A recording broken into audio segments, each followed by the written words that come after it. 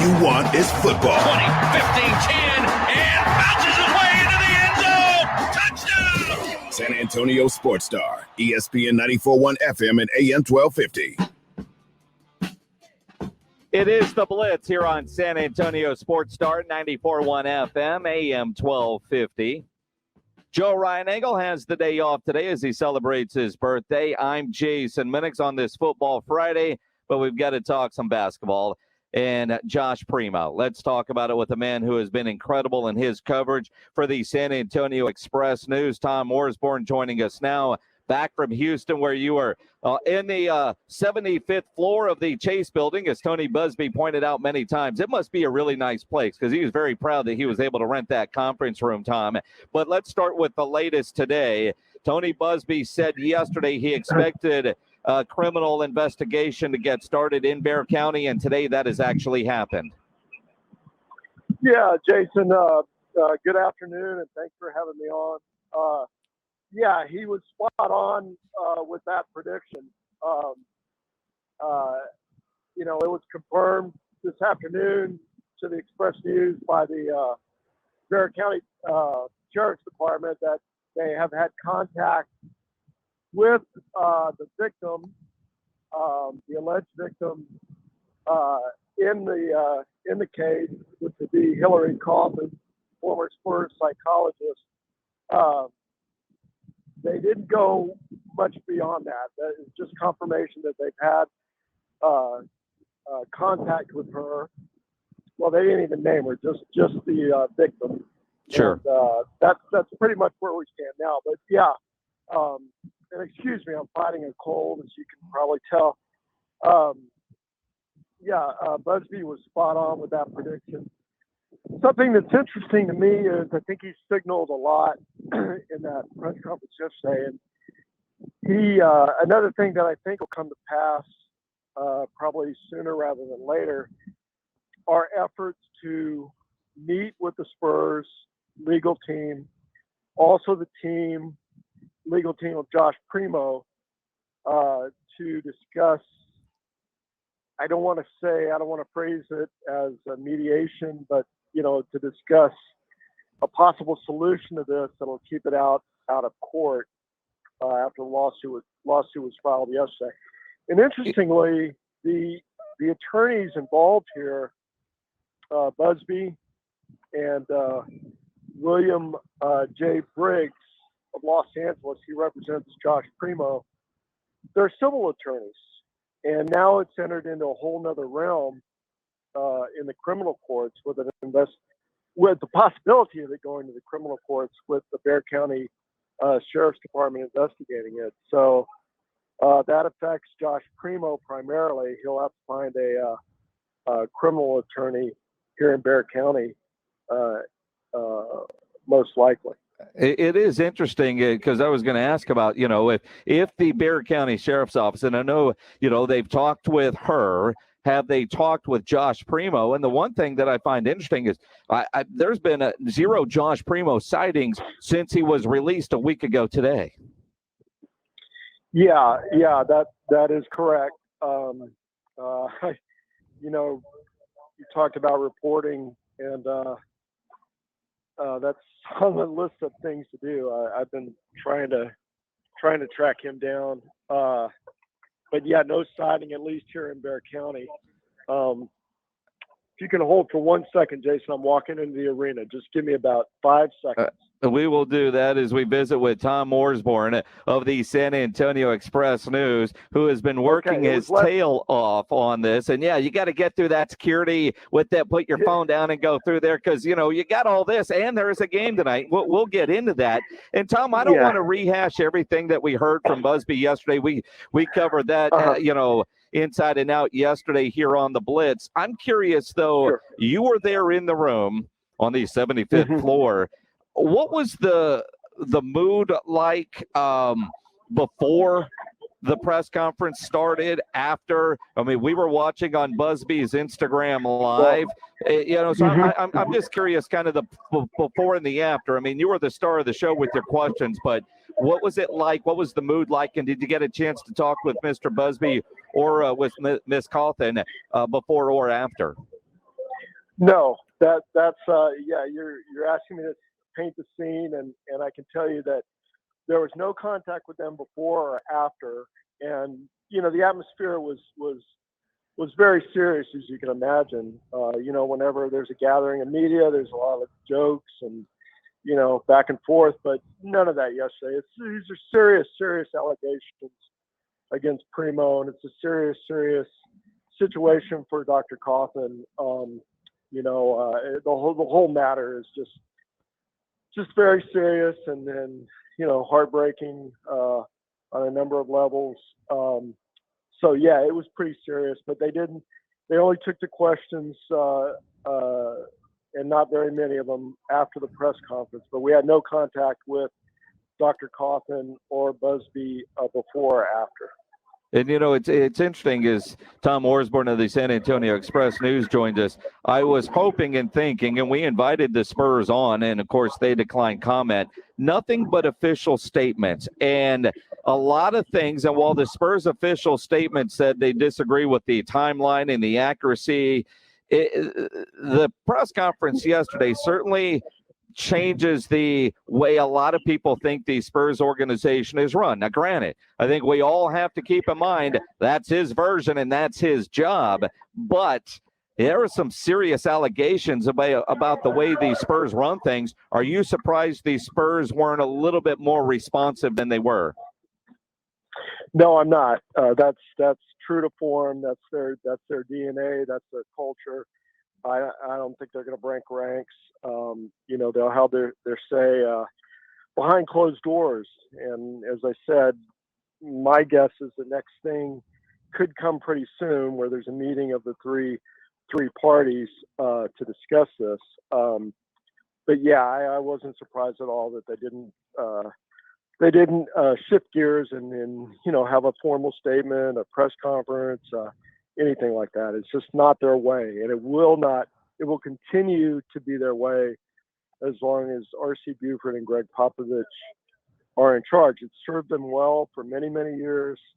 I'm not here to say whether it's right or wrong in this situation, but I can say adamantly that they're going to stick with it.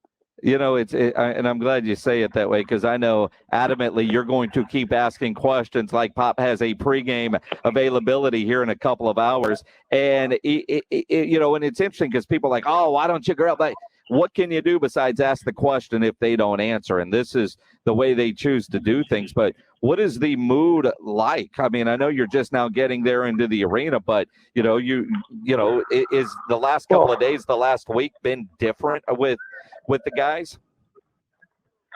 No, not really.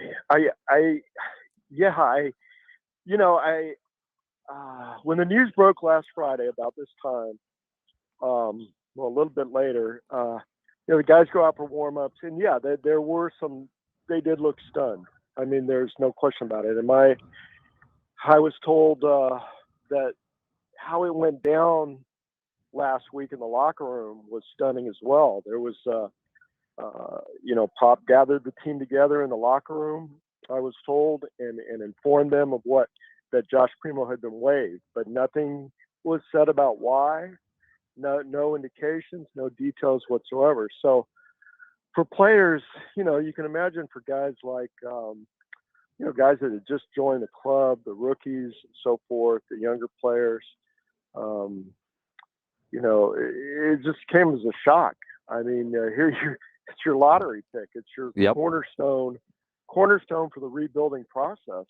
And a guy that they had chosen, even after these allegations surfaced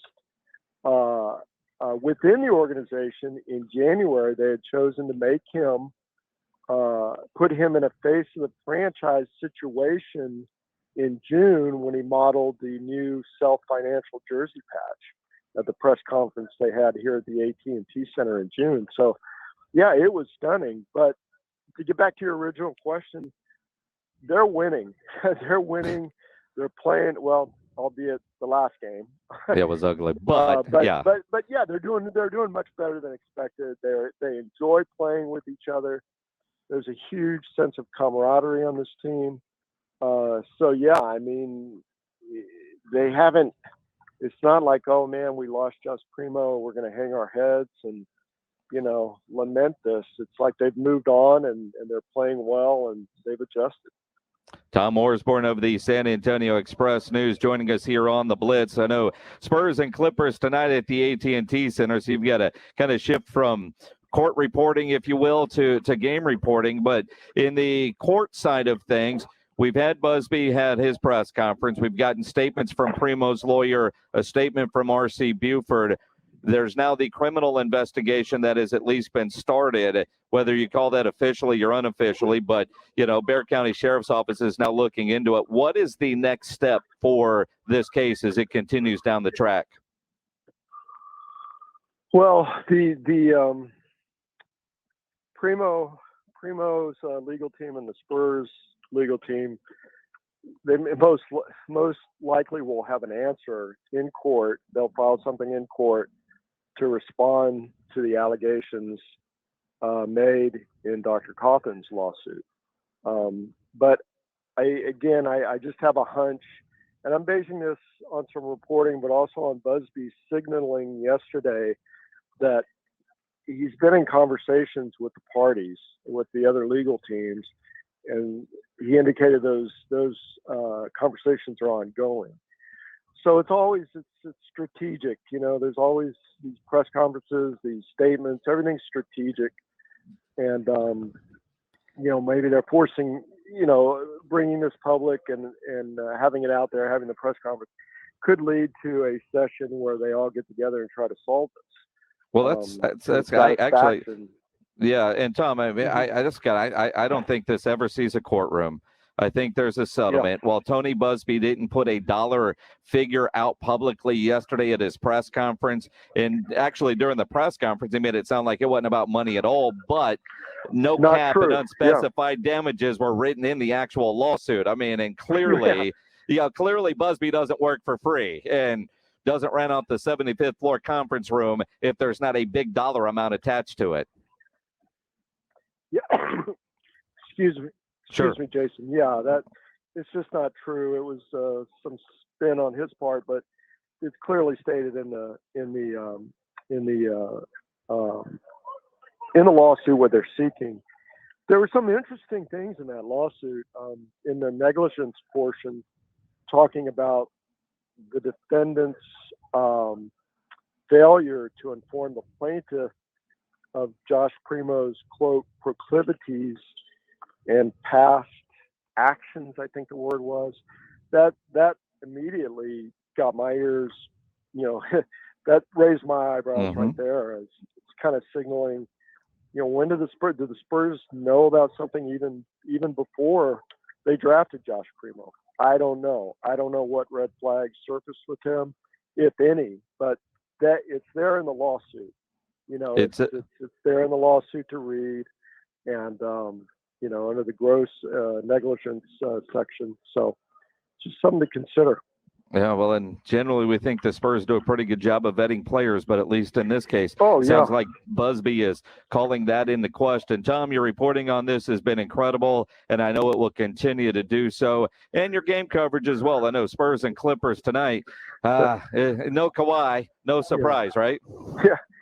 Well, thanks, Jason. First, I just want to say that, we're a team at the Express News, and Mike Finger's columns are second to none. And he's written some really, really great stuff on this situation with Primo, and Jeff McDonald's game reporting and features and, heavy lifting on the basketball end of it, second to none as well.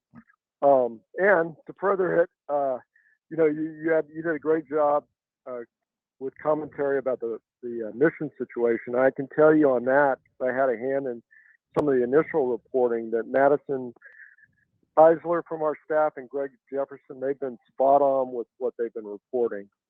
It's read it as gospel.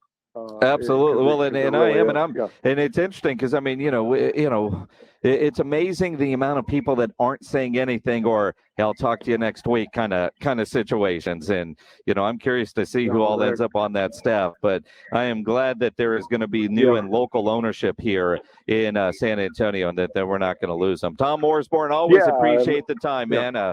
Feel better and enjoy the game tonight. Okay, thanks, Jason. Take care.